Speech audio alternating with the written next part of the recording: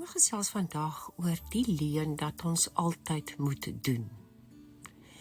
Ek voel so skuldig hoor ek nou dag iemand weer sê.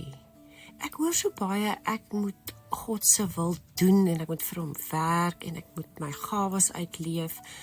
Maar ek voel so al vasgevang in my baie ander verpligtinge, in my werk, my gesin, my eindelose verantwoordelikhede.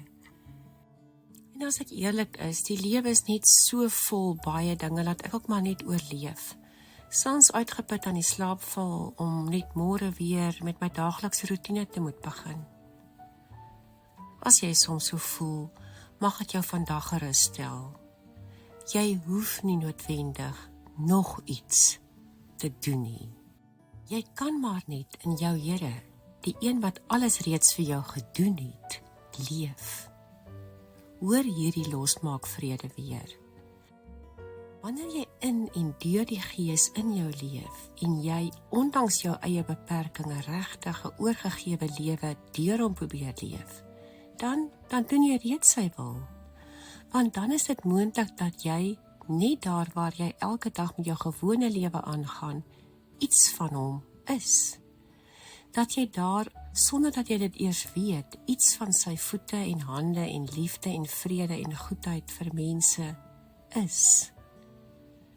Wanneer jy regtig met die intensie leef om goed te wees, dan beïnvloed jy mense op 'n manier wat 'n verskil maak effek op hulle het.